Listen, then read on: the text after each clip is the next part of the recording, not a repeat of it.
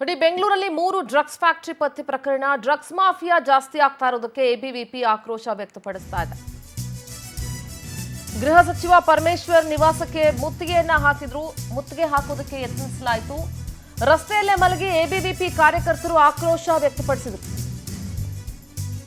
ಪರಮೇಶ್ವರ್ ನಿವಾಸದಲ್ಲಿ ಇರುವಾಗಲೇ ಮುತ್ತಿಗೆ ಹಾಕೋದಕ್ಕೆ ಯತ್ನಿಸಲಾಯಿತು. ಎಬಿವಿಪಿ ವಿದ್ಯಾರ್ಥಿಗಳು ಹಾಗೆ ಪೊಲೀಸರ ನಡುವೆ ತಳ್ಳಾಟ ನೂಕಾಟ ಕೂಡ ಆಗಿದೆ.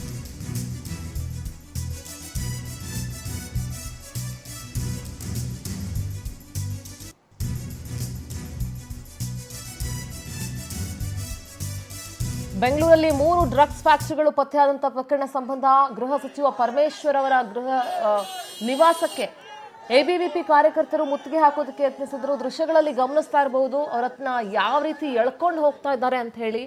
ಪರಮೇಶ್ವರ್ ಅವರು ಮನೆಯಲ್ಲಿರುವಾಗಲೇ ಮುತ್ತಿಗೆ ಹಾಕೋದಕ್ಕೆ ಯತ್ನಿಸಲಾಯಿತು. ಎಬಿವಿಪಿ ವಿದ್ಯಾರ್ಥಿಗಳು ಮತ್ತು ಅವರ ಗನ್ಮ್ಯಾನ್ಗಳು ಮತ್ತು ಪೊಲೀಸ್ ಸಿಬ್ಬಂದಿ ನಡುವೆ ತಳ್ಳಾಟ ನೂಕಾಟ ನಡೆದಿದೆ.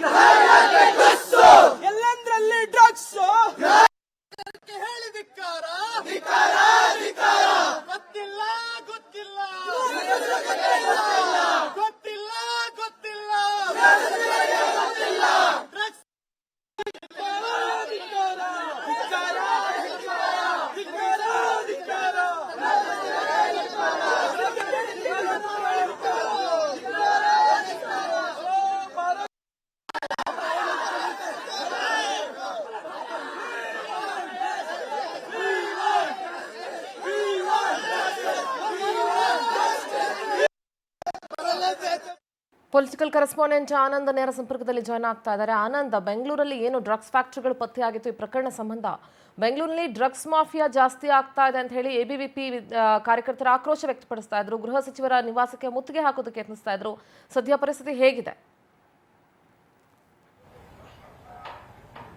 ಸಿಂಧೂರ, ಪ್ರಮುಖವಾಗಿ ಏಕಾಏಕಿ ಗೃಹ ಸಚಿವರ ಸರ್ಕಾರಿ ನಿವಾಸದ ಮೇಲೆ ಇವತ್ತು ಎಬಿವಿಪಿ ಕಾರ್ಯಕರ್ತರು ಒಂದು ಮುತ್ತಿಗೆ ಯತ್ನವನ್ನ ಮಾಡಿರ್ತಕ್ಕಂಥದ್ದು. ಪ್ರಮುಖವಾಗಿ ಬೆಂಗಳೂರಿನಲ್ಲಿ ಡ್ರಗ್ಸ್ ಫ್ಯಾಕ್ಟರಿಗಳು ಪತ್ತೆಯಾಗಿದೆ. ಅದನ್ನ ಪತ್ತೆ ಹಚ್ಚತಕ್ಕಂಥ ನಿಟ್ಟಿನಲ್ಲಿ ಗೃಹ ಇಲಾಖೆ ಸಂಪೂರ್ಣವಾಗಿ ವಿಫಲ ಆಗಿದೆ ಅನ್ನೋ ಒಂದು ಆರೋಪವನ್ನು ಕೂಡ ಮಾಡ್ತಾ ಇರ್ತಕ್ಕಂಥದ್ದು. ಹೀಗಾಗಿ ವಿದ್ಯಾರ್ಥಿ ಸಂಘಟನೆಗಳು, ಎಬಿವಿಪಿ ಕಾರ್ಯಕರ್ತರೇನಿದ್ದಾರೆ, ಇವರು ಏಕಾಏಕಿ ಇವತ್ತು ಗೃಹ ಸಚಿವರ ಸರ್ಕಾರಿ ನಿವಾಸದ ಮೇಲೆ ಒಂದು ದಾಳಿಯನ್ನ ಮಾಡೋದಕ್ಕೆ ಮುಂದಾಗಿರ್ತಕ್ಕಂಥದ್ದು. ಜೊತೆಗೆ ಮುತ್ತಿಗೆಯನ್ನು ಕೂಡ ಹಾಕಲು ಪ್ರಯತ್ನವನ್ನ ಪಟ್ಟಿರ್ತಕ್ಕಂಥದ್ದು. ಅವರ ಸರ್ಕಾರಿ ನಿವಾಸದಲ್ಲಿ ಇರ್ತಕ್ಕಂಥ ಅಕ್ಕಪಕ್ಕ ರಸ್ತೆಗಳಲ್ಲಿ ಏಕಾಏಕಿ ಸುಮಾರು 40ಕ್ಕೂ ಹೆಚ್ಚು ವಿದ್ಯಾರ್ಥಿಗಳು ಸಡನ್ ಆಗಿ ಬಂದು ಒಂದು ಮುತ್ತಿಗೆ ಯತ್ನ ನಡೆಸಿರ್ತಕ್ಕಂಥ ಒಂದು ಹಿನ್ನೆಲೆಯಲ್ಲಿ ಪೊಲೀಸರು ಕೂಡ ಒಂದಷ್ಟು ಆವಕ್ಕಾದ್ರು. ಯಾಕಂದ್ರೆ ಅವ್ರಿಗೂ ಕೂಡ ಯಾವುದೇ ರೀತಿಯ ಒಂದು ಮುನ್ಸೂಚನೆ ಇರಲಿಲ್ಲ. ದಿಢೀರ್ ಅಂತ ಅವರು 2 ರಸ್ತೆಗಳಲ್ಲಿ ತಮ್ಮ ಬಾವುಟಗಳನ್ನ ಹಿಡಿದುಕೊಂಡು ಏಕಾಏಕಿ ಮುನ್ನುಗ್ಗಿರ್ತಕ್ಕಂಥದ್ದು ಕೂಡ ಪೊಲೀಸರಿಗೆ ಒಂದು ರೀತಿ ಒಂದು ತಲ್ಲಣವನ್ನ ಉಂಟು ಮಾಡ್ತಾ ಅಂತ ಹೇಳ್ಬೋದು. ಹಾಗಾಗಿ ಎಲ್ಲರನ್ನೂ ಕೂಡ ದಿಢೀರ್ ಅಂತ ವಶಕ್ಕೆ ಪಡೆದುಕೊಳ್ತಕ್ಕಂಥ ಒಂದು ಕೆಲಸವನ್ನು ಕೂಡ ಪೊಲೀಸರು ಮಾಡಿದ್ರು.